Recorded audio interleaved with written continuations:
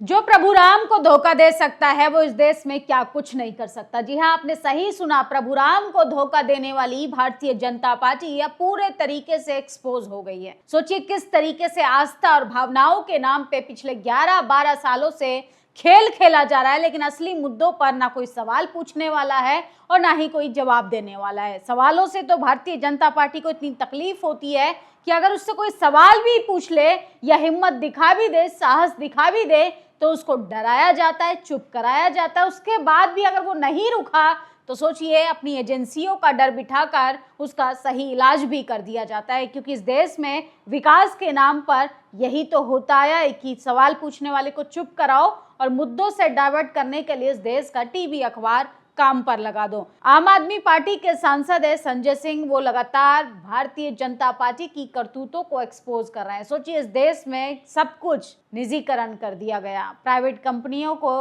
हाथों सब कुछ बेचा जा रहा है, लेकिन कोई सुनने वाला नहीं, कोई देखने वाला नहीं। और अंधभक्त जो हैं वो अभी भी अंधभक्ति में ऐसे लीन है कि मानो जैसे उन्हें एक देश के प्रधानमंत्री के साथ साथ सत्ताधारियों ने पता नहीं क्या अफीम चटा दी हो। सोचिए कई तो ऐसे लोग हैं जो कहते हैं कि हम नमक और रोटी से गुजारा कर लेंगे खाकर, लेकिन वोट जो है मोदी को ही देंगे। और ये वही लोग हैं जिनके घरों पर फिर बाद में बुलडोजर चलता है, फिर बाद में कहते हैं कि हमने मोदी को वोट देकर सबसे बड़ी गलती की। आम आदमी पार्टी के संजय सिंह ने बड़ा खुलासा किया है। कोयला खा गए, एयरपोर्ट खा गए, पेपर लीक में हजारों करोड़ खा गए, लेकिन भगवान श्री राम को तो बख्श देते, मंदिर के चरावे में भी चोरी कर ली। तो सोचिए किस तरीके से आस्था के नाम पर मजाक बनाया जा रहा है, क्योंकि सत्ताधारियों को अच्छे से पता है कि कहां पर पैसा है और कहां पर लोगों को गुमराह किया जा सकता है। चढ़ावे के गबन में गोपनीय जांच, नकदी बरामद। दान पात्र की धनराशि में गबन की सूचना लीक होने से ट्रस्ट के पदाधिकारियों में खलबली मच गई। चंदा चोरो गद्दी छोड़ो, प्रभु राम के नाम पर चढ़ावे में चोरी, कई गिरफ्तार, 20 लाख बरामद किए गए। सीसीटीवी में पकड़ी गई चोरी। आखिरी इन चंदो चोरों के पक्ष में क्यों खड़ी है बीजेपी? बीजेपी को कितना कमीशन मिलता है? तो सोचिए किस तरीके से श्री राम लला के घर में करोड़ों की चोरी हो गई, लेकिन फिर भी कोई इन्वेस्टिगेशन नहीं हो रही, कोई जांच नहीं हो रही है। और खासकर सत्ता में बैठे लोग इन पर क्यों एक्शन नहीं लेते हैं? प्रभु राम के नाम पर चढ़ावे की चोरी और दान पात्र से गबन बेहद शर्मनाक है। गुप्त कैमरों की मदद से चोरी पकड़ी गई, जिसमें अविनाश शुक्ल और अन्य लोग शामिल है। अभी तक चोरी का 25 लाख रुपए बरामद गए हैं, जो मर्यादा पुरुषोत्तम के नाम से हो रही चंदा चोरी और घोटाले को सही ठहरा रहे हैं। वो भी महापाप के भागीदारी हैं। सभी राम भक्तों को इसके खिलाफ आवाज उठानी चाहिए। रामद्रोही वो है जो राम के नाम पर घोटाला कर रहे हैं। पूर्व में ही 5 मिनट के भीतर सुल्तान अंसारी ने 2 करोड़ की जमीन ट्रस्ट के नाम की थी। और सोचिए किस तरीके से पूरी भाजपा इन चोरों के बचाव में उतरी हुई है। कितना कमीशन मिलता है ये हम नहीं कह रहे, ये आम आदमी पार्टी के सांसद संजय सिंह ने आरोप लगाया है। और किस तरीके से लगातार इस देश में धर्म के नाम पर भी बड़ा स्कैम चल रहा है। जांच करने वाले खुद बेईमान। क्या करेंगे जांच? भगवान ही करेंगे जांच। श्री राम ट्रस्ट भूमि के अध्यक्ष महंत नृत्य गोपाल दास के उत्तराधिकारी महंत कमल नयन दास ने कहा, राम मंदिर में दान चोरी पर बड़ा बयान। कभी साइकिल पर चलते थे, वो आज बड़ी बड़ी गाड़ियों में घूम रहे हैं, आलीशान भवनों में रह रहे हैं। तो सोचिए किस तरीके से लगातार जनता की आस्था का पैसा किस तरीके से लूटा जा रहा है। जनता को तो आधा सच भी नहीं पता। तो हाल ही में और दिल्ली के जंतर मंतर पर हुई कांग्रेस जनता पार्टी का एक आंदोलन हुआ, जिसमें ढेर सारे अराजक तत्व घुसकर आंदोलन का माहौल खराब कर रहे थे। लेकिन ऐसे में मयंक नाम का शख्स वहां पहुंचा था। मीडिया के द्वारा सवाल पर उसने देश के टुकड़े जैसी बात का समर्थन किया। एक्स पर यूजर द्वारा स्वीकार किया गया ये शख्स जानबूझकर भेजा गया था। इसी विषय को लेकर कांग्रेस जनता पार्टी के प्रवक्ता ने लाइव आकर बताया कि इन्होंने इन लोगों के खिलाफ दिल्ली पुलिस को कंप्लेन की है। तो सोचिए किस तरीके से पेड़ जो है नफरत फैलाने वाले लोगों को आंदोलन में भेजा जाता है, जबकि वो किसी आस्था को ठेस पहुंचाने वाला कोई आंदोलन नहीं था। पेपर लीक हुआ, बच्चों के भविष्य को लेकर कांग्रेस जनता पार्टी तमाम युवा जो हैं वो सड़कों पर आकर आंदोलन कर रहे थे, शिक्षा मंत्री का इस्तीफा मांग रहे थे। और इसको लेकर भी मुद्दों को डाइवर्ट करने के लिए पेड़ जो हैं वो नफरती चिंटुओं को भेजा गया ताकि मुद्दों से ध्यान भटकाया जा सके और इस देश में सवाल पूछने वालों को ही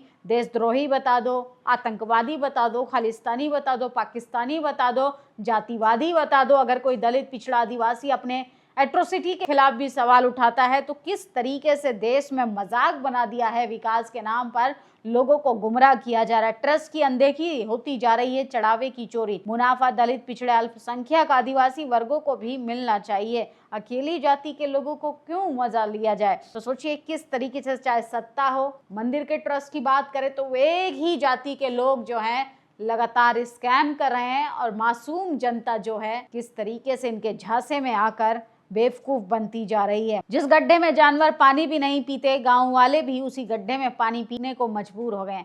नरेंद्र मोदी के 12 साल से ज्यादा गुजरात के मुख्यमंत्री रहे, 12 साल से प्रधानमंत्री, बावजूद इसके गुजरात के लोग जानवरों के साथ एक ही गड्ढे में गंदा पानी पीने को मजबूर है। ये है नरेंद्र मोदी का गुजरात मॉडल की सच्चाई जो पूरे देश में बेचा जा रहा है। तो सोचिए किस तरीके से बड़े बड़े सपने दिखाए थे, 2 करोड़ युवाओं को रोजगार मिलेगा, हर घर नल होगा, नल में जल होगा। सोचिए किस तरीके से 100 स्मार्ट सिटी बनाने वाले थे, किस तरीके से लगातार बड़े बड़े सपने दिखाई दिए थे, 15 लाख देने का वादा किया था, महिलाओं को सुरक्षित महफूज कराने का भी डंका बजा रहे थे, लेकिन असल में उनके खुद गृह जिले यानी गुजरात के अंदर हालात इतने खराब है कि वहां की जनता उस गड्ढे से पानी पीने के लिए मजबूर हो गई है जहां पर जानवर भी पानी पीते हैं। आज़ादी के 78 साल बाद ये गुजरात की तस्वीरें हैं, ये गुजरात मॉडल की पोल खोल रही हैं जो देश के प्रधानमंत्री पूरे देश पर पिछले 12 साल से थोपने की कोशिश कर रहे हैं। और सोचिए जब उनके, चाहे संसदीय क्षेत्र को उठाकर देख लीजिए, बनारस को, उनके गुजरात को उठाकर देख लीजिए, चाहे बीजेपी शासित राज्यों की बात करें जहां भाजपा के मुख्यमंत्री हैं, भाजपा के तमाम सांसद हैं, उन राज्यों की भी हालत जो है वो बेहद चरमराई हुई है क्योंकि गुजरात मॉडल में सिर्फ जुमलों का लॉलीपॉप है जनता को देने के लिए और कुछ भी नहीं।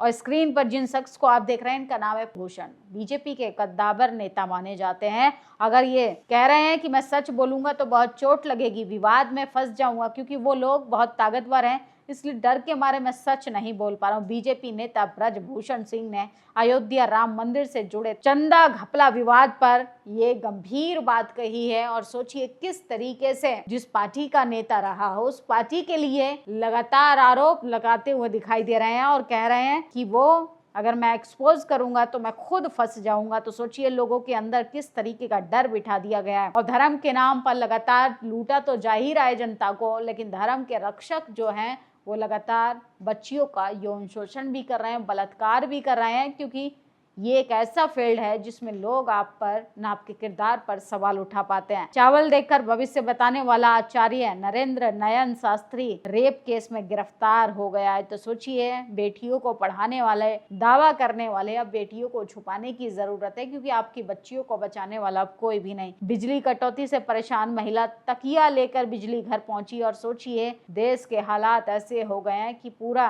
बच्चों का भविष्य उज्जवल बनाने वाले थे, पूरे देश को अंधकार की तरफ ढकेल दिया। और महिला किस तरीके से बेबस लाचार होकर अपने सोशल अकाउंट पर आकर लाइव करते हुए रो रही है, कह रही है कि मुझे सुबह 6 बजे उठना होता है, ऑफिस जाना होता है, उसके बाद भी घर आकर बिजली कटौती जैसी गंभीर समस्याओं का सामना करना पड़ता है। सोचिए स्मार्ट मीटर लगाने से कुछ नहीं होगा, स्मार्ट तकनीक रूप से जनता को विकास चाहिए, इस पर सवाल पूछा जाना चाहिए। फिलहाल ये तमाम वो खबरें हैं जो जनता से लगातार छुपाई जा रही हैं। और देश का मीडिया क्या दिखा रहा है? देश का मीडिया कांग्रेस जनता पार्टी को देशद्रोही बता रहा है। खान सर को जो कम से कम पैसे में छात्रों को शिक्षा देते हैं उनको देशद्रोही बता रहा है। सोचिए किस तरीके के हालात हो गए हैं कि सवाल पूछने वाला व्यक्ति अपराधी बना दिया जा रहा है और सवाल छुपाने वाले व्यक्ति को राष्ट्रवादी कहा जा रहा है। भारतीय जनता पार्टी के लगातार विकास की दिन ब दिन पोल खुलती है, लेकिन इसकी कोई सुनवाई नहीं, कोई सुनने वाला नहीं। सोचिए बीजेपी ने उन तमाम लोगों पर भी कार्रवाई नहीं कर पा रही जो प्रभु राम को धोखा दे रहे हैं, जो प्रभु राम के चंदा में चोरी कर रहे हैं। अरे कम से कम वहां पर तो एक्शन लीजिए। जनता महंगाई, बेरोजगारी, भ्रष्टाचार, एलपीजी की किल्लत से वॉर का इम्पैक्ट देश पर पड़ रहा है, आर्थिक संकट से देश जूझ रहा है, लेकिन देश के प्रधानमंत्री को कोई फर्क ही नहीं पड़ रहा, देश के सत्ताधारियों को कोई फर्क ही नहीं पड़ रहा। सोचिए, भारतीय जनता पार्टी की सांसद कंगना रनौत की फिल्म आती है भारत भाग्य विधाता, को टैक्स फ्री कर दिया गया है दिल्ली के अंदर, लेकिन सोचिए जनता को किस तरीके से महंगाई की मार झेलनी पड़ रही है, ये सोचने वाली बात है। फिलहाल इन तमाम खबरों पर आपकी क्या प्रतिक्रिया है, अपनी राय जरूर दीजिएगा। शुक्रिया। नेशनल दस्तक की आपसे गुजारिश है कि अगर इसको बचाना चाहते हैं तो नेशनल दस्तक को सब्सक्राइब करने के लिए रेड कलर के सब्सक्राइब बटन को दबाएं, फिर बेल आइकन की घंटी दबाएं। नेशनल दस्तक को बचाने के लिए बहुत जरूरी है कि हर खबर को शेयर करें, लाइक करें, कमेंट जरूर करें।